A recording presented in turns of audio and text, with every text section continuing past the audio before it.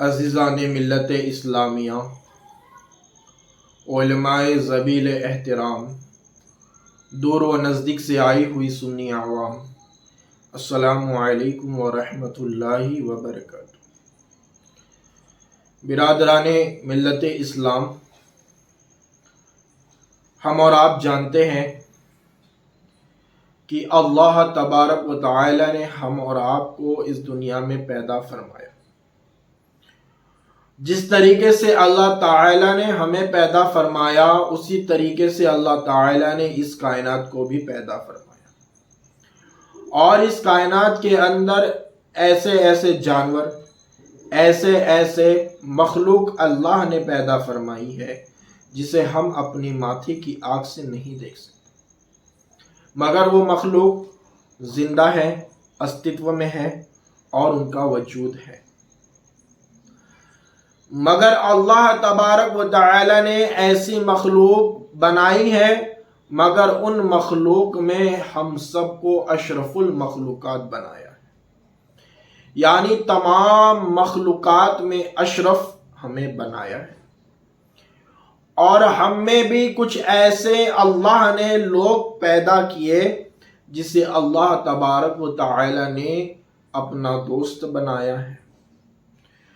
اور انبیاء علیہ السلام کی بات تو نرالی ہے، اور انبیاءوں کے آقا یعنی ہمارے آقا و مولا مکی مدنی مصطفیٰ جناب محمد رسول اللہ صلی اللہ تعالی علیہ وسلم کی بات کا کیا کہنا، آپ کی ذات کا کیا کہنا۔ آپ کو اللہ نے بے مثل بے مثال بنایا۔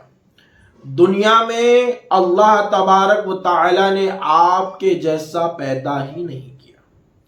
آپ جیسے ہیں ویسا دنیا میں کوئی ہے ہی نہیں۔ ایسا اللہ نے آپ کو علم دیا، ایسی اللہ نے آپ کو خوبصورتی دی، اور ایسا اللہ نے آپ کو جمال و کمال دیا جو کسی اور کے پاس موجود نہیں۔ مگر کچھ لوگوں کا کہنا یہ ہے کہ اللہ تبارک و تعالی نے اور اہل سنت والجماعت کے لوگوں پر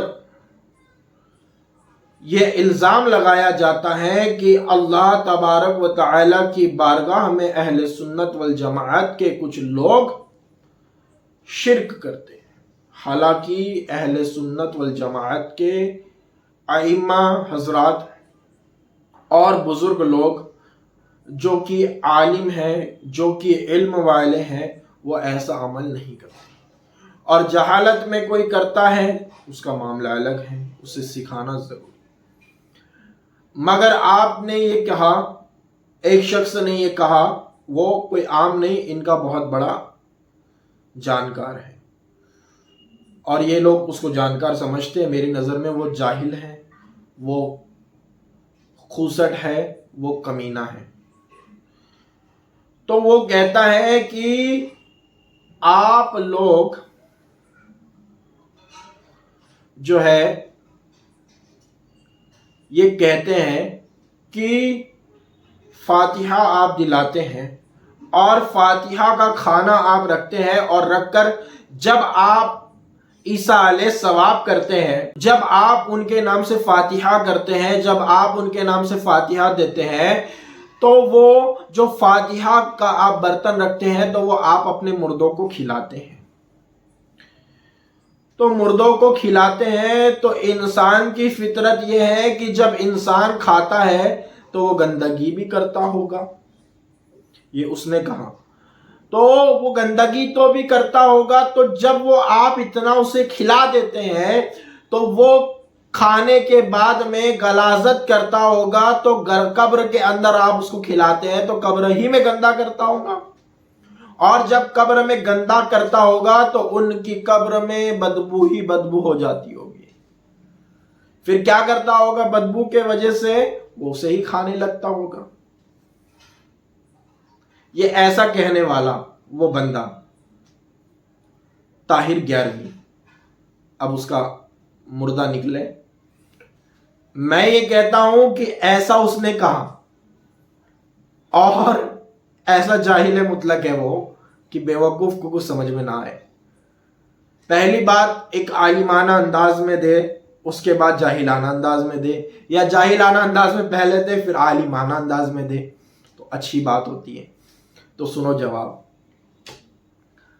ایک انسان کی فطرت ہے، انسان جب پیٹ بھر کے کھا لیتا ہے تو اس کے سامنے نعمت بھی رکھی جائے تو انسان نہیں کھاتا.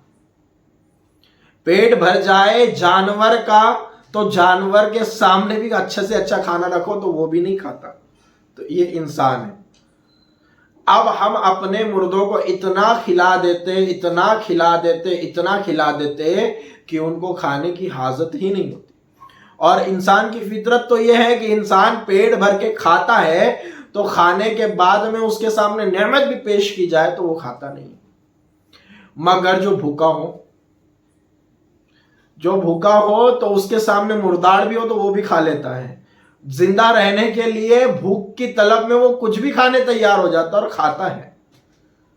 کیا ہوتا ہے؟ کھاتا ہے. تو بھوک کی شدت میں کھاتا ہے. ہم اپنے مردوں کو کھلا دیتے ہیں پیٹ بھر کے، تو وہ اپنی فطرت تو یہ ہے کہ آپ پیٹ بھر کے کھائے تو اب ان کے سامنے نعمت بھی رکھو گے تو نہیں کھائے گے. مگر آپ اپنے مردوں کو کچھ نہیں دیتے حضرت. ارے بیوقوفو سنو، آپ اپنے مردوں کو کچھ نہیں کھلاتے ہو تو آپ کے مردے بھوکے پیاسے تڑپتے رہتے. جب اتنی بھوک کی شدت لگتی تو ہمارے مردے اپنا اٹھاتے اور ان کو دے دیتے، وہ کھا لیتے بیچارے، کیونکہ بھوک میں تو کچھ بھی کھایا جاتا ہے. تو تڑپانے والوں کو کھلایا جاتا ہے. اور ایک عالمانہ جواب بھی سنو کہ اللہ تبارک و تعالیٰ نے جنت کو پیدا فرمایا ہے، اور جنت کے اندر جب انسان جائے گا تو وہ کھانا پینا تو کھائے گا، ہر نعمت کھائے گا، مگر غلاظت نہیں کرے گا. تو اگر اللہ تبارک و تعالیٰ وہاں ایسا نظام پیدا کر سکتا ہے تو قبر میں کر دے تو کون سی بڑی بات. بہرحال اس پر بات اور کلام کرنا ہی مقصد نہیں ہے. سب سے بڑی بات اور سب سے سمجھداری کی بات تو یہ ہونی چاہیے تھی کہ ہم اپنے مردوں کو کھانا کھلاتے ہی نہیں، بلکہ ہم اپنے مردوں کو جو کھانا وہاں رکھا ہوتا ہے، جو کھانا پیش کیا ہوتا ہے، اس کا جو ثواب ہے، جو کھانا کھانے سے جو ثواب ملے گا، وہ ہم اپنے مردوں کو پہنچاتے ہیں. ثواب پہنچاتے ہیں، کھانا نہیں پہنچاتے. سمجھ رہے؟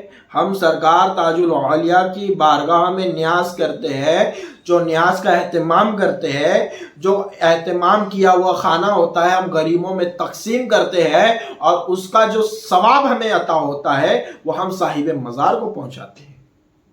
یہ ہمارا عقیدہ ہے، یہ ہمارا طریقہ ہے. ہم کھانا مزار کے اندر نہیں پہنچاتے، ہم صاحب مزار کو نہیں کھلاتے.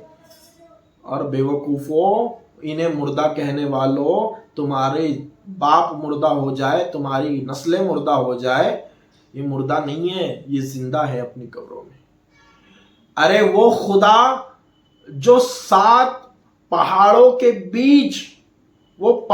کے بیچ میں ایک پتھر میں رہنے والے کیڑے کو کھلا سکتا ہے، اس کیڑے کو اس کے اندر زندہ رکھ سکتا ہے، تو اگر اپنے پیارے بندوں کو وہ قبر کے اندر زندہ رکھے تو کون سی بڑی بات.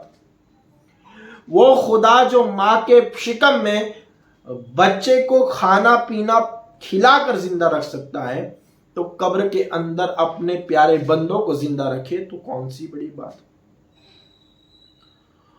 اور یاد رکھنا، ہمارے جتنے بھی ولی ہیں اور جو بھی آقائے کریم، آقائے نامدار، مدنی تاجدار، دونوں عالم کے مالک و مختار احمد مجتبی محمد مصطفیٰ صلی اللہ تعالی علیہ وسلم کا چاہنے والا ہے، وہ اپنی قبر میں زندہ ہے.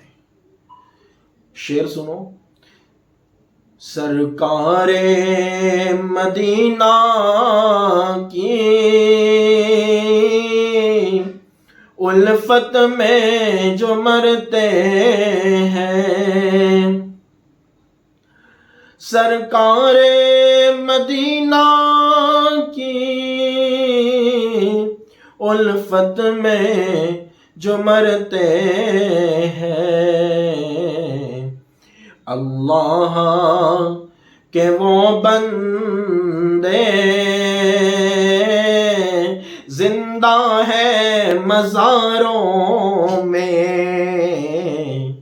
اب بتاؤ، ہم زندہ مانتے ہیں اور زندہ ہونے کا ثبوت بھی دیتے ہیں۔ جاہلو، تم سوال کر کر کے تھک جاؤ گے، تم سوال کر کر کے مر جاؤ گے، مگر تمہاری نسلیں ہمارے سوال کا جواب دے نہیں پائے گی۔ اور جس دن اگر سنی میدان میں اتر جاتا ہے تو اچھوں کی پینٹ گیلی ہو جاتی ہے، یہ بات دھیان میں رکھنا۔ اور الحمدللہ ثم الحمدللہ ہم رضوی شیر ہیں، ہم ان کتوں سے نہیں ڈرتے، اور ان کتوں کو ہم آج بھی چیلنج کرتے ہیں، آج بھی موقع دیتے ہیں مناظرے کا، تو یہ آتے نہیں ہیں میدان میں، یہ پیچھے پیچھے بھاگ کر ادھر ادھر کی بات کر کے بھاگتے ہیں۔ یار، ہمارا ایک اور عالم ہے، ایک مفتی ہے، جسے مفتی ہونے کے لیے اس کی علم، اس کا مخارج، اس کا عمل اور اس کا علم یہ جواب دیتا ہے کہ وہ حقیقت میں عالم ہے، جسے کلیم حنفی رضوی کہتے ہیں بھائی۔ تو اس سے مناظرہ کرنے میں آپ کے پسینے چھٹ جاتے ہیں۔ تو ایسے عالم سے مناظرہ کرو تو تمہارے میں دم نہیں ہے، اور تم کن کے پاس جاتے ہو؟ پان پٹی والے پہ۔ تم کس کے پاس جاتے ہو؟ جاہل مطلق کے پاس جاتے ہو۔ تم ان کے پاس جاتے ہو جنہیں ڈھیلا لینے کا طریقہ یاد نہیں۔ ہمارے پاس آؤ، ہم سے بات کرو، دودھ کا دودھ اور پانی کا پانی بالکل ہو جاتا ہے۔